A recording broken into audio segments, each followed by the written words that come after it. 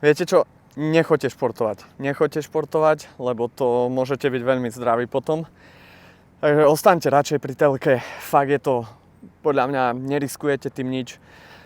Nechoďte na 3x3 sport určite, nechoďte hrať futbal 3x3, nechoďte hrať florbal 3x3, nechoďte na žiadne športové podujatia, lepšie je sedieť doma alebo prípadne za počítačom, je to bezpečnejšie, náhodou ešte zažijete nejakú zábavu, nejaké emócie, určite neodporúčame to, lepšie ostať doma, zavretý v bytovke alebo v dome, byť na tom telefóne, scrollovať internety, takže určite 3x3 sport nechoďte, ale ak by náhodou, tak najbližšie 29.9. sme v Košiciach, 3x3 futbal, 3x3 florbal. Ak ťa omrzelo sedieť na gauči